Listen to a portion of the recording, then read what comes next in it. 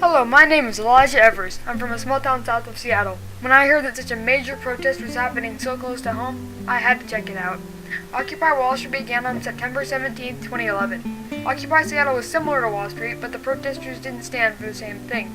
Whereas the Wall Street protesters aimed mainly on the greed of large corporations, well, Seattle protests didn't seem to have a clear message, so I decided to investigate the true message behind this Emerald City protest. The main thing I've heard is that there's no focus in this group. The only schedule they have is on a small website which gives a loose description of the day's activities. The first day I went there was an anti-police brutality protest in progress at Westlake Center.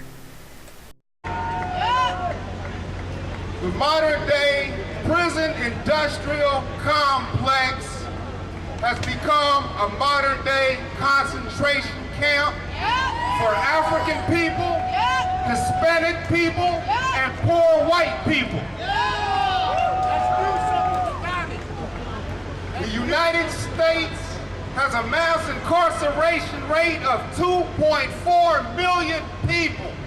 That is the size of a small nation. That is more than any other nation on this planet. And over 1 million people of African descent are incarcerated. Yet we make up only 12% of the United States population. Is this a crime or what?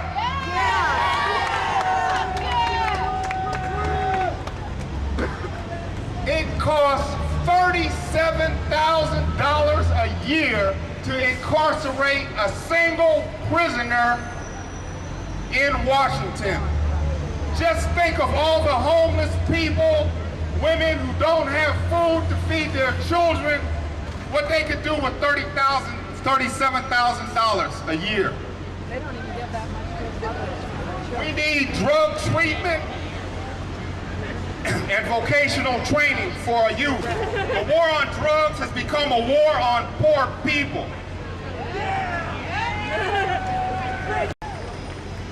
I want to finish. I want you to remember that we need a modern-day abolitionist movement. We need to remember brothers like Troy Davis, who was executed after 7 eyewitnesses recanted their testimony. And the former director of the FBI, William Sessions, said he deserves a new trial. We want freedom for our political prisoners, like Leonard Peltier. We want a new trial. We want to see our brother Mumia Abu-Jamal come home and be with his loved ones. We want amnesty for Sister Assata Shakur. And we want freedom for our people who are wrongly brutalized and terrorized by the police and living in fear of the prison industrial complex.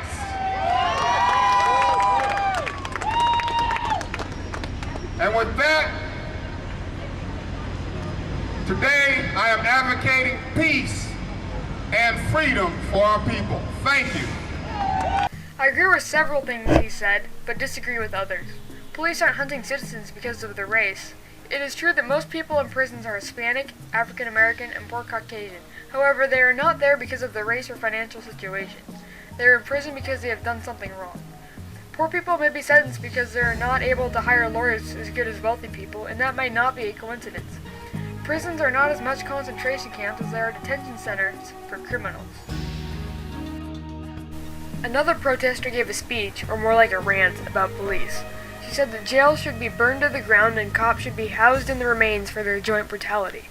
However, people don't realize that police brutality doesn't happen as often as the media makes it out to be. And realistically, how could our country exist with criminals roaming the streets and no one standing in their way? Not all of the protesters were joining the fight against police brutality. Most were protesting greedy Wall Street bankers.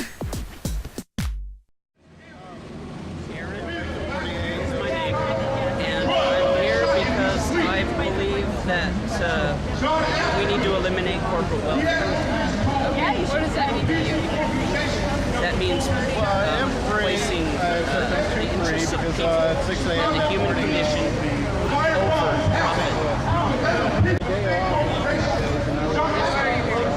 I'm here for the same reasons. I that there is too much money and there's too much corporate money and influence in the political system in America, and I think that's the root of most of the struggles that are happening right now. That's what I'm here protesting. The greed of millionaires is what started this protest, and it is definitely a contributing factor to its longevity. The protest has remained peaceful. By the time I went to Westlake, there is an extreme number of cops. One of the few things this protest prides itself with is being nonviolent. Just a few weeks after I stopped by, an 84-year-old woman was pepper sprayed, and a pregnant woman claimed that the brutality caused from the cops at the protest caused her miscarriage. I ran into a couple of people handing out signs opposing animal cruelty. I didn't understand how that fit into the scene. They said that we were treating animals the same way that the CEOs are treating us. One of the signs that really caught my eye stated that there are 3 forms of prejudice: racism, sexism, and speciesism. At first I thought that was far-fetched, but then I realized that the people that come here are visionaries. And if their perfect world includes animals being people too, I'm fine with that. Some people know that they're protesting something, but they just aren't sure what. When I was younger,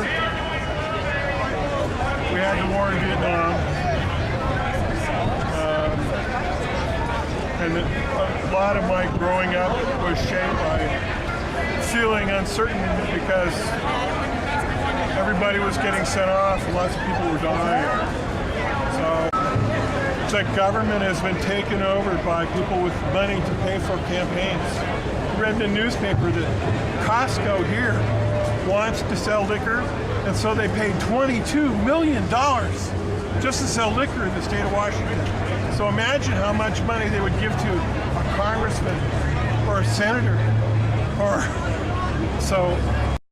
When I started this project, I wanted to find a unified message behind this protest, but in reality, everyone has their own reason for joining. I think there are a multitude of reasons behind this movement. I think that a lot of people in America have identified the idea that things don't feel right, their lives aren't being fulfilled, their needs aren't being met, their most basic needs in a lot of cases. They see that their neighbors are going without the things that they need, their children don't have health insurance. There's so many reasons why you could feel that something is wrong, but have a very difficult time of pinpointing exactly what that is or how to fix it. So I think that this is an effort for people who are concerned about that to come together and share ideas and show that they feel unhappy and dissatisfied with the way that our lives are right now on behalf of themselves and the people around them. In the middle of such a major recession, people are short of money and don't know exactly who to blame. The Occupy Wall Street protest, there was a very clear, identifiable symbol of the things that a lot of people thought were causing problems in our economic system, because Wall Street is geographically right there, and there was also a space that made sense near that kind of icon for people to gather around. So in that sense, I think the clarity of their purpose at Occupy Wall Street was stronger than ours here, because Seattle isn't a center of international finance in the way that New York is. So I think that there's been a little bit more creativity and maybe a little bit more difficulty in kind of defining the goals of the occupation here.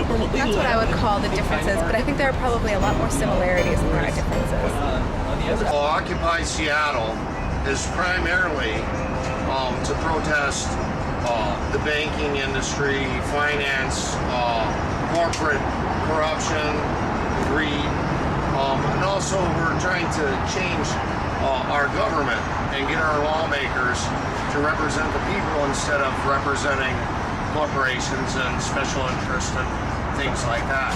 For me, it means that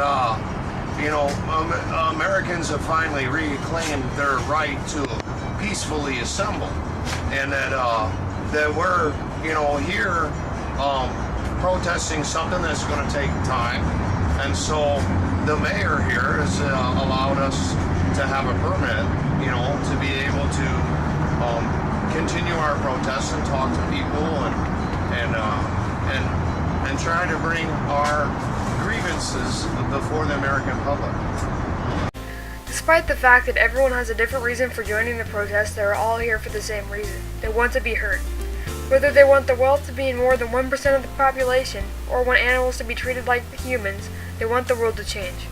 If the Occupy protests have shown us anything, it is that anyone can be hurt. Occupy Seattle is a mishmash of opinions that work together in promoting change, and that is exactly what our generation needs.